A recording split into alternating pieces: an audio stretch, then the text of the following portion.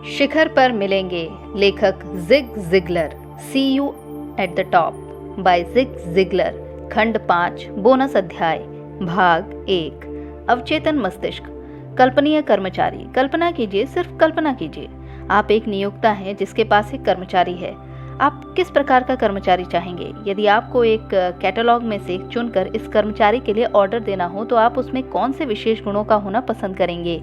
क्या आप पसंद करेंगे कि वो पूरी तरह से भरोसेमंद हो, पूरी तरह से ईमानदार हो, हमेशा काम करने वाला हो, आदेशों का पूरी तरह से पालन करने का इच्छुक हो, अत्यंत निपुण व समर्थ हो, बहुत खुश मिजाज हो, वह सहमत होने वाला हो तथा रहने खाने की सुविधा पर एक आजीवन अनुबंध पर कार्य करने के लिए बेहद उत्सुक हो?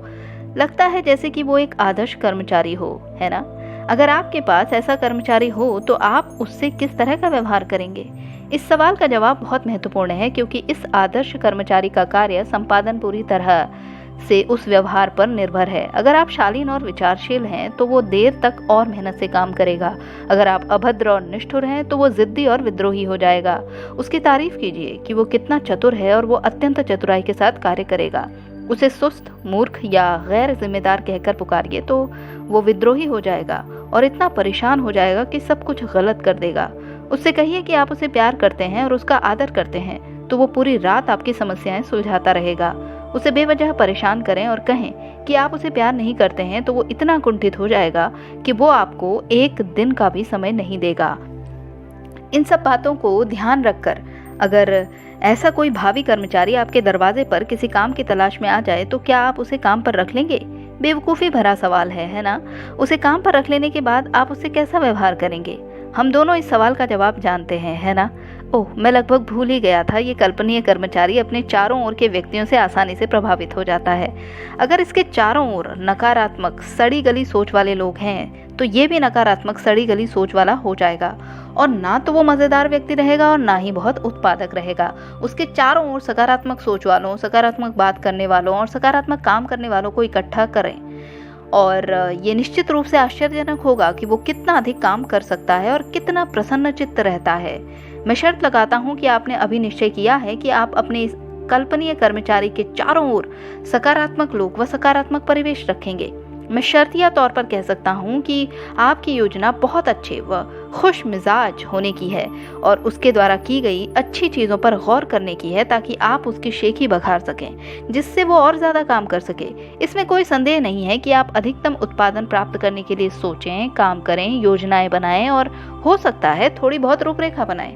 इस श्रेष्ठ कर्मचारी के साथ श्रेष्ठ होने में आपको सिर्फ फायदा ही फायदा है और कुछ खोना नहीं है। आप इसमें चतुराई से काम लेंगे, है ना? इस आखिरी सवाल का जवाब संभवतः हाँ है, और मैं पूरी तरह निश्चित हूँ कि आप बिल्कुल वही करने की योजना बनाएंगे। तथापि इस बात की संभावनाएं बहुत अधिक हैं कि आप इस कल्पनीय कर्मचारी का दुरुपयोग करेंगे और उसके साथ दुर्व्यवहार करेंगे। मैं ऐसा लाखों जिंदगियों में विद्यमान पीड़ा और गरीबी के आधार पर कह रहा हूँ। अधिकतर लोग इस अनोखे कर्मचारी या नौकर के साथ दुर्व्यवहार करते हैं और उसका दुरुपयोग करते हैं, जो कि आपका अवचेतन मस्तिष्क है। ये अविश्वसनीय कर्मचारी या नौकर बिल्कुल मेरे द्वारा वर्णित कल्पनीय कर्मचारी की तरह कार्य करेगा। ईमानदारी से आप अपने इस बहुमूल्य कर्मचारी से अब तक कैसा व्यवहार करते आए हैं? आपका अवचेतन मस्तिष्क इस बात से बेखबर है कि वे निर्देश सकारात्मक हैं या नकारात्मक। बिल्कुल वैसा ही करेगा। आप इसको जैसा आदेश देते हैं उसी के अनुसार आप जो चाहते हैं या जो नहीं चाहते हैं ये आपको ला कर देगा। अब ये अपने अवचेतन मस्तिष्क में एक बार झांकें, देखें कि जब हम इसका प्रयोग करते हैं तो क्या होता है, और सीखें कि इसे नियमित रूप से और जानबूझकर एक बेहतर व अधिक उत्पादक कर्मचारी या नौकर कैसे बनाया जाए। मैं 3 अलग क्षेत्रों से बिना किसी क्रम के चुने हुए उदाहरण व समरूपताएं प्रयोग करके आपको इस अनोखे नौकर की ताकत व बहुमुखी प्रतिभा की झांकी दिखाने के लिए मंच तैयार करूंगा। अवचेतन मस्तिष्क। चार्ल्स डेनिस जोन्स एक लंबा तगड़ा काला आदमी असल में लगभग 6 फुट लंबा था, परंतु जिन्होंने इस घटना को जो मैं बताने जा रहा हूँ देखा था वे बताते हैं कि वो विशालकाय था।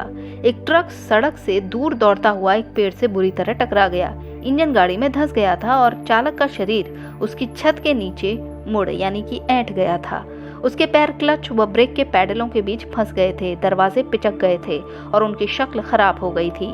ध्वस्त हुए जहाज से माल बचाने वाले व्यक्तियों को बुलाया गया और उसकी केबिन खोलने व चालक को मुक्त करने का भरपूर प्रयास किया गया। तथापि वो ट्रक कुछ इस तरह से टूटा था कि इन निपुण आदमियों के भरसक प्रयासों से भी उसके दरवाजे नहीं खुल पाए और बदतर बात ये हुई कि केबिन में आग लगनी शुरू हो गई। चिंता दहशत में बदल गई, क्योंकि ये जाहिर था कि इससे पहले कि दमकल आए ड्राइवर जलकर मर जाएगा। इस बात के बावजूद कि जहाज से माल बचाने वाले आदमियों की शक्ति दरवाजे खोलने में असमर्थ रही थी, चार्ल्स डेनिस जोन्स ने जाकर ये देखने का तय किया कि क्या वो कुछ कर सकता था।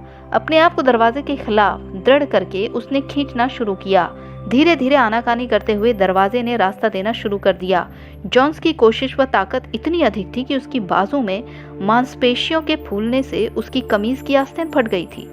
आखिरकार दरवाजा खुल गया। जोन्स अंदर पहुंचा और उसने नंगे हाथों से ब्रेक व क्लच के पैडलों को दूसरी ओर मोड़ दिया। उसने आदमी के टांगों को उनके बीच से निकाला, अपने हाथों से आग को अलग किया और कैबिन के अंदर बुरी तरह घायल हुए ड्राइवर के साथ रेंगता हुआ चलता रहा। अपने आप को पेट के बल झुकी हुई स्थिति में दृढ़ करके पैरों को फर्श पर रखकर और पीठ को कैबिन की छत से सटाकर उसने बेइंतहा ताकत के साथ छत को उठा दिया। इससे वो चालक मुक्त हो गया और दर्शक उसे सुरक्षा के लिए खींच पाए। फिर चार्ल्स डेनिस जोन्स चुपचाप और जल्दी से गायब हो गया। बाद में जब उसे ढूंढ लिया गया तो किसी ने उससे पूछा कि वो क्यों और कैसे इस अति दुष्कर कौशल को अंजाम दे पाया। उसका जवाब बहुत सरल था। उसने बस इतना कहा, मुझे आग से नफरत है। उसके पास वजह थी। कुछ महीनों पहले जब उसकी बेटी जलकर मरी थी तो उसे एक निसहाय की तरह वहीं खड़ा रहकर उसे देखने को मजबूर किया गया था।